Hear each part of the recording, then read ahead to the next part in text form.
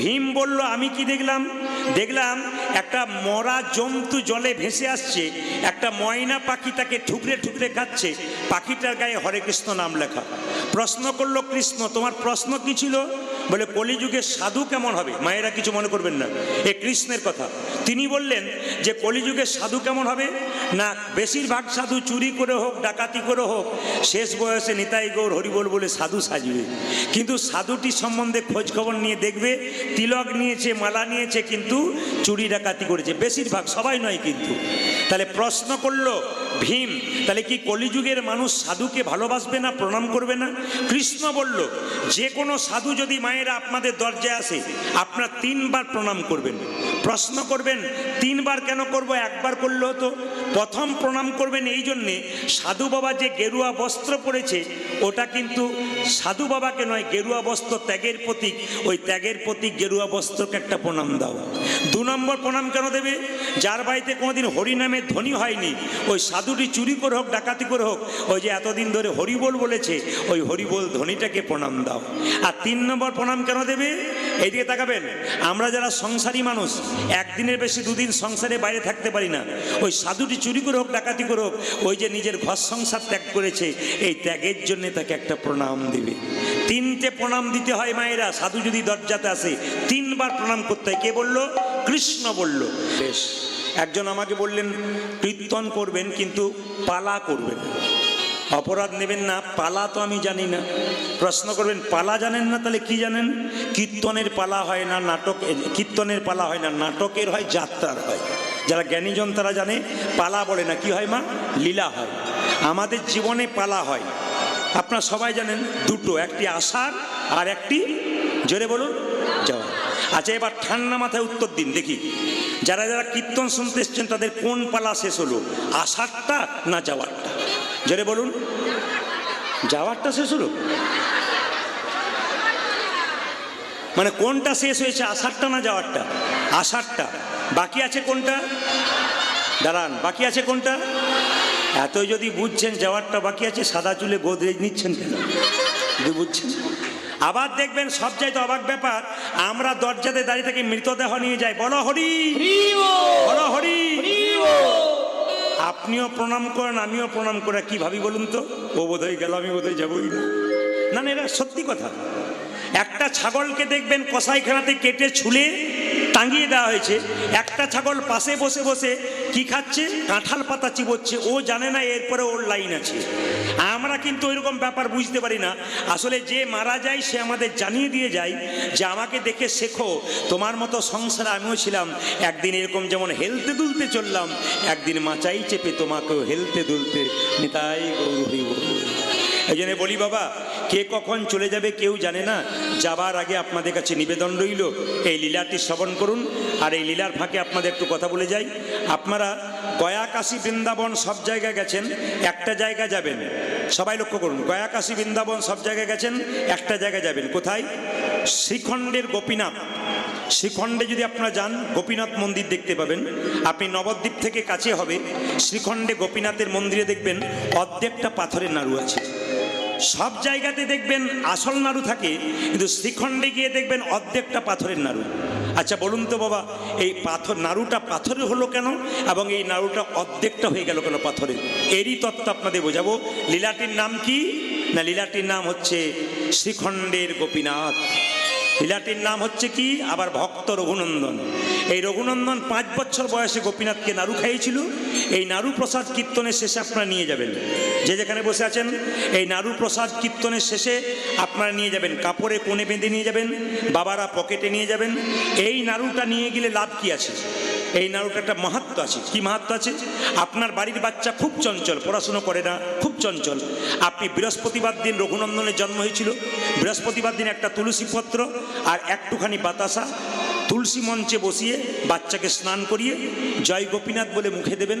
প্রতি বৃহস্পতিবার 1 বছর দিন দেখবেন আপনার বাচ্চা কৃষ্ণ ভক্ত হয়ে যাবে, শান্ত হয়ে যাবে, চঞ্চলতা দূর হবে। একবার প্রমাণ দেখবেন শুধু করে। প্রশ্ন করবেন এই একটি বাতাসাতে 1 বছর চলবে কি করে? মায়েরা, আপনি বাড়িতে হরিণ লুট দিয়ে দেবেন বৃহস্পতিবার 1 কেজি 2 কেজি বাতাসা, পাড়ার ছেলেদেরকে খাওয়াবেন। তারপর কি করবেন? ওই বাতাসা কিছুটা কৌটোতে রাখবেন।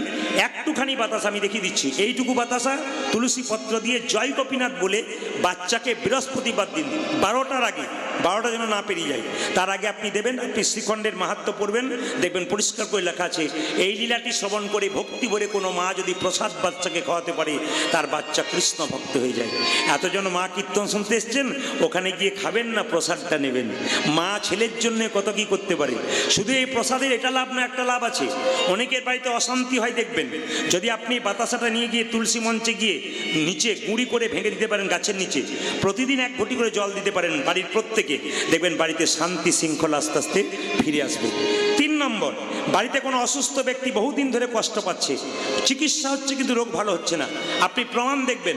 এই প্রসাদটা নিয়ে গিয়ে জয় গোপীনাথ বলে বৃহস্পতিবার আপনি খাওয়াবেন, দেখবেন আপনার 1 বছর পরে ওই মানুষটি অনেকটা কষ্ট থেকে রেহাই পেয়ে যাবে। এই প্রসাদের বিরাট মাহাত্ম্য আছে। যিনি কীর্তন করাচ্ছেন তিনি অনেক বাতাসা দিয়েছেন। আপনারা কীর্তনের শেষে সবাই গোটা গোটা প্রসাদ পাবেন। যদি কেউ 2টো পান পাশে একজনকে দিয়ে দেবেন। এই বাতাসাটা আপনি 1 কেজি বাতাসা হরিণ লুট দিয়ে মিশিয়ে দেবেন, প্রতিদিন বাচ্চাকে খাওয়াবেন। যেটা বলুন রাধা রানী কি, শ্যাম সুন্দর কি। আসলে এই যে আমি রঘুনন্দন লীলাটি গাইব, এই রঘুনন্দনটা পূর্বজন্মে কে ছিল? কামদেব মদন। মায়েরা, কামদেব মদন তার 5টা বাণ সবাইকে মারতে মারতে একবার কৃষ্ণকে মারল। কৃষ্ণ বলল, কামদেব আমার দেওয়া বাণ তুই আমাকে মারলি, তোর পিতা ব্রহ্মাকে জিজ্ঞেস কর এ বাণ আমি কাকে দিয়েছি। আমার বাণ তুই আমাকে মারলি, তোকে আমি অভিশাপ দিলাম তোর মর্তকুলে জন্ম হোক। কামদেব মদন কেঁদে কেঁদে বলল, প্রভু অভিশাপ যদি দিলে আমার মর্তকুলে জন্ম হোক, আশীর্বাদ দাও যেন তোমার চরণ সেবা করতে পারি। কামদেব মদনকে ভগবান বলল, কামদেব তুই তো চালাক রে, তুই যদি মর্তকুলে মানুষ হয়ে যাস তাহলে আমাকে ভগবান রূপে যেতে হবে। তবে শুনে রাখ, আগামী কলিতে তুই কি হবি না, তুই শ্রীখণ্ডে মুকুন্দ সরকারের ছেলে রঘুনন্দন রূপে যাবি, আর আমি গোপীনাথ রূপে যাব। একদিন তোর হাতে প্রসাদ খাবো, এ হবে ভক্ত রঘুনন্দন। এই যে মায়েরা, এই যে কীর্তনের মাঝে মালা পরানো হলো, এতজন কীর্তন শুনছেন এতদিন ধরে, এই মালা প্রথম পরিয়েছিল মহাপ্রভুকে সেবাসঙ্গনে কে? এই উত্তর আপনাদের জানতে হবে। এই যে কীর্তনে মালা পরাচ্ছেন, এই মালা প্রথম কে পরিয়েছিল? সেবাসঙ্গনে মহাপ্রভুকে প্রথম পরিয়েছিল ভক্ত রঘুনন্দন। এই জন্য এই রঘুনন্দনের কথা যত শুনবেন আপনাদের জীবন তত ধন্য হয়ে যাবে। তো রঘুনন্দনের জন্ম কথাটাকে বলে দিই। শ্রীখণ্ড গ্রামে 2 ভাই, বড় ভাইয়ের নাম মুকুন্দ সরকার আর ছোট ভাইয়ের নাম নরহরি সরকার। মনে রাখবেন মায়েরা, বড় ভাইয়ের নাম কি বললাম? মুকুন্দ সরকার। আর ছোট ভাইয়ের নাম কি বললাম? নরহরি সরকার। বড় ভাই কি করে? কবিরাজি চিকিৎসা করে, আর ছোট ভাই তার সঙ্গে কম্পাউন্ডারি করে। একদিন ছোট ভাই বলল, দাদা চলো না আমরা শ্রীখণ্ড থেকে নবদ্বীপে যাই। বলে কেন যাবি ভাই? মহাপ্রভুর কৃপা পাবার জন্য, আশীর্বাদ পাবার জন্য। বড় ভাই বলল, তোর মাথা খারাপ হয়ে গেছে? বলে কেন? এতটা রাস্তা হেঁটে হেঁটে যাবি, পা ফুলে যাবে। তখন তার বাস ট্রেনে যোগাযোগ ছিল না, মানুষ হেঁটে হেঁটেই যেত। ছোট ভাই বলছে, দাদা আমি সাধু গুরু বৈষ্ণবের মুখে শুনেছি কেউ যদি কীর্তন করতে করতে চলে যায় তবে তার রাস্তা নাকি অনেক খাটো হয়ে যায়। তাই বড় ভাই মুকুন্দ সরকার আগে আগে যাচ্ছে, আর ছোট ভাই নরহরি পেছন পেছন যাচ্ছে। কোথায় যাচ্ছে মা? সেবাসঙ্গনে মহাপ্রভুকে দেখবার জন্য। গাইতে গাইতে যাচ্ছে, আপনারাও চলুন। কৃষ্ণ কেশব কৃষ্ণ কেশব কৃষ্ণ কেশব তাই নাম, রাম রাঘব রাম রাঘব রাম রাঘব রক্ষম। হরি বল। কৃষ্ণ হরে কৃষ্ণ কৃষ্ণ কৃষ্ণ হরে হরে, হরে রাম হরে রাম, রাম রাম হরে হরে। শুধু আমরা কীর্তন করবো তা নয়, আপনারা একটু মাঝে মাঝে করবেন। মুকুন্দ যাচ্ছে আগে আগে, পেছন পেছন যাচ্ছে নরহরি, গাইতে গাইতে কৃষ্ণ কেশব কৃষ্ণ কৃষ্ণ কৃষ্ণ কেশব তাই নাম, রাম রাঘব রাম রাঘব রাম রাঘব রক্ষম।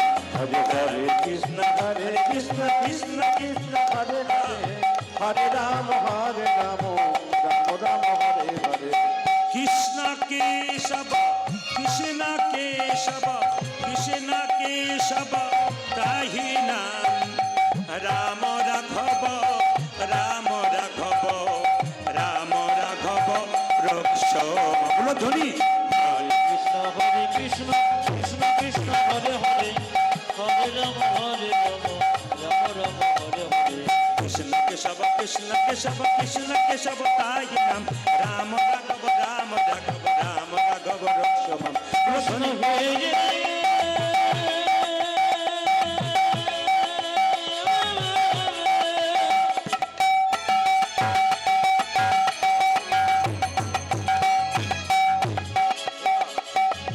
কৃষ্ণ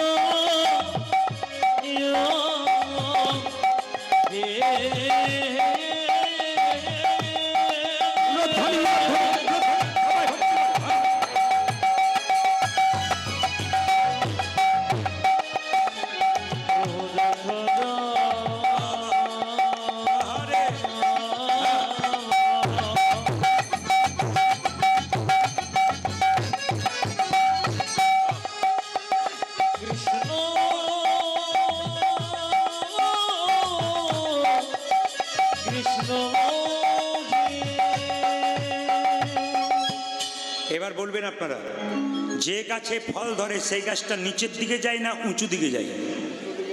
না না, উত্তরটা মন দিয়ে শুনে বলবেন। যে গাছে ফল ধরে নিচের দিকে যায় গাছটা, না উঁচুর দিকে যায় ডালগুলো? জোরে বলুন। নিচের দিকে। আচ্ছা, যে ভক্ত হয়, আস্তে, যে ভক্ত হয় তার ভাবটি কেমন? এরকম। আর যে অভক্ত হয় তার ভাবটি কেমন? এইরকম। দেখবেন যারা কীর্তন শুনছে আমাদের চোখ কিন্তু বলে দেয় কোনগুলো ভক্ত কোনগুলো অভক্ত। আপনার মাথা নাড়ানো দেখে, আপনার চোখের চাউনি দেখে বুঝে নেব যে আপনি কেমন কৃষ্ণ ভক্ত, আপনি কেমন শুনছেন। মুকুন্দ নরহরি দুজনে মিলে চুপচাপ এরকম করে দাঁড়িয়ে বসে আছে। মায়েরা, ভক্ত যদি কাই মনে কোনো বাঞ্ছা করে, ভগবানের সাধ্য নাই সেই বাঞ্ছা নাহি পুরে। যদি হও নিচু, আস্তে, যদি হও নিচু তবে পাবে কিছু, উঁচু হলে পাবার চান্স নেই। চাপা কল থেকে জল নেবেন, ট্যাপের ওপরে দেবেন না ট্যাপের নিচে বালতি দেবেন? নিচে দেবেন। তবে একটা ছোট্ট প্রমাণ দিয়ে দিই আপনাদের, যে যেখানে বসে আছেন। রাবণ যখন মৃত্যু শয্যায় মৃত্যুর সঙ্গে লড়াই করছে, রামচন্দ্র লক্ষ্মণকে বলল, লক্ষ্মণ তুমি একবার রাবণের কাছে যাও। বলে কেন? রাবণ মহাজ্ঞানী মহাপণ্ডিত, তার কাছে কিছু ধর্মকথা শিখে নিয়েছো। এই দিয়ে তাকাবেন। সঙ্গে সঙ্গে লক্ষ্মণ গিয়েছিল, কিন্তু লক্ষ্মণের ভাবটা একটু উগ্র ছিল। সে গিয়ে রাবণের মাথার সামনে দাঁড়ালো, মাথার গোড়ায়। জিজ্ঞেস করছে, এই যে লঙ্কাপতি রাবণ, আমি তোমার কাছে এসেছি কিছু জ্ঞান নেবার জন্যে, আমাকে জ্ঞান দাও। একবার লক্ষ্মণের দিকে তাকালো, চোখটা মুজে দিল। এসে রামচন্দ্রকে বলছে, লক্ষ্মণ দাদা গিয়েছিলাম, কিন্তু বললাম ধর্মকথা শোনানোর জন্যে। ও একবার তাকালো, বোধহয় মৃত্যুর সঙ্গে লড়াই করছে, কষ্ট পাচ্ছে, তাই আবার চোখ দুটো মুজে দিল। রামচন্দ্র বলল, কেউ চিনুক আর না চিনুক, রাবণকে আমি তো চিনি, তার কত ক্ষমতা। লক্ষ্মণ তুমি গিয়েছিলে, কিন্তু দাঁড়িয়েছিলে কোথায়? বলছে মাথার গোড়ায়। বলছে যার কাছ থেকে কোনো তত্ত্ব কথা শিখতে হয়, কোনো জ্ঞানের কথা জানতে হয়, তিনি গুরু। তা গুরুর কাছে গেলে পায়ের তলাতে বসতে হয় না মাথার কাছে বসতে হয়? জোরে বলুন। গরুর কাছে গেলে নিচে বসতে হয়। সবাই লক্ষ্য করুন। কিছুক্ষণ পরে লক্ষ্মণ গিয়ে যখনই রাবণের চরণতলে গিয়ে বসেছে, রাবণ লঙ্কাপতি, আমি তোমার কাছে জ্ঞান নিতে এসেছি, তুমি জ্ঞান দাও। রাবণ তাকালো, লক্ষ্মণকে বলল, বড় দেরি করে দিলে। বলে কেন? এই জন্যে দেরি করে দিলে যে আমার যখন শেষ অবস্থা তুমি তখন এসেছো, তো জ্ঞান যখন নিতে এসেছো তখন তোমাকে দুটো জ্ঞান দিয়ে দিই। কি? শুভস্য শীঘ্রম আর অশুভস্য কালহরম। শুভ কাজ তাড়াতাড়ি করতে হয়, অশুভ কাজ দেরিতে করতে হয়। রাবণ বলছে, আমি স্বর্গের সিঁড়ি বাঁধবো করে, আজ বাঁধবো কাল বাঁধবো, কাল কাল করে বাঁধা হলো না। বলে কেন বাঁধা হলো না? তা করতে তোমার বৌদি সীতা দেবীকে দেখলাম, আর দেখার সঙ্গে সঙ্গে আমার একটা মনের মধ্যে লোভ চলে এলো। আর আমার একটা অভিশাপ ছিল, যেদিন নারীকে আমি স্পর্শ করব সেদিন শেষ হয়ে যাব। আমি অশুভ কাজটা আগেই করে ফেললাম, সীতা দেবীর চুলের মুঠি ধরে সীতাকে হরণ করে নিলাম। মায়েরা বাবারা জেনে নিন, এ সংসারে আপনারা আছেন, কোনো পুরুষ যদি কোনো মায়ের চুলের মুঠি ধরে তাকে অত্যাচার করে, জানবেন সেই পুরুষ সব চাইতে আগে সংসারে ধ্বংস হয়ে যাবে। শাস্ত্রে প্রমাণ আছে, রাবণ সীতার চুলের মুঠি ধরেছিল, দুর্যোধন শেষ হয়ে গিয়েছিল। কেন? একটাই কারণে। কি কারণে? সেও কিন্তু দ্রৌপদীর চুলের মুঠি ধরেছিল। ওই জন্য যা করবেন করবেন, অন্তত মায়েদের চুলের মুঠি ধরে কেউ কোনোদিন অত্যাচার করবেন না। যদি কেউ করেন, শাস্ত্র প্রমাণ দিচ্ছে ধ্বংসের পথ পরিষ্কার হয়ে যাবে। দুজনে মিলে দাঁড়িয়ে আছে মা, কে কে? মুকুন্দা নরহরি। ভক্ত যদি কাই মনে কোনো বাঞ্ছা করে, ভগবানের সাধ্য নাই সেই বাঞ্ছা নাই করে। মহাপ্রভু শিবাসকে ডেকে বলল, শিবাস, দু ভাই এসেছে আমার কৃপা পাবার জন্যে, আমাকে দেখবার জন্যে, চল একবার দেখা দিয়ে আসি। সুরধ্বনি তীর দিয়ে মহাপ্রভু কীর্তন করতে করতে চলে যাচ্ছেন, আর মুকুন্দা নরহরি চুপচাপ দর্শন করছেন মহাপ্রভুকে। কিভাবে যাচ্ছেন দেখুন। সুরধ্বনি তীরে তের মহাবিলসয়ে সমবয় বালক সঙ্গে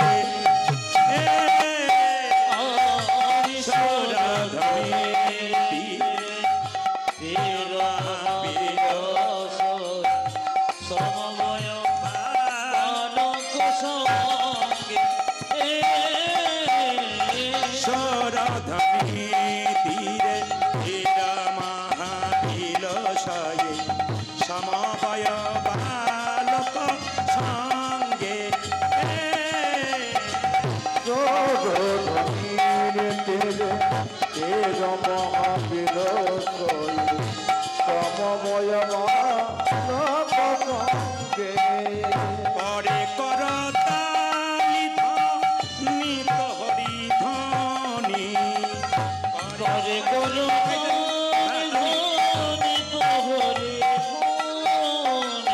পরে করতালি ধ্বনি হরি ধ্বনি, করে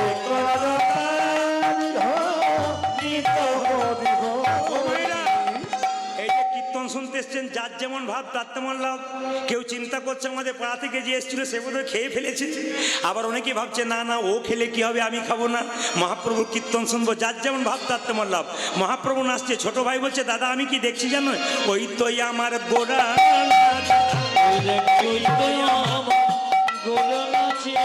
ওই তো আমার গোড়া নাচ, আমি দণ্ড বাহু তুলে, ওই তো আমার গোড়া নাচ,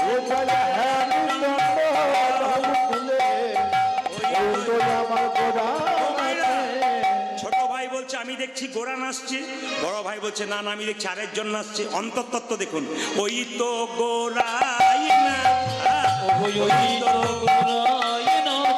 একজন বলছে ওই তো গোড়া নাচে, আরেকজন বলছে না না ওই তো গোড়াই নাচে, রাই ওই তো গোড়াই না। দেখো দেখো ওই তো অন্তরে যার শ্যাম নাচে, বাইরে ও গোড়াই নাচে, অন্তরে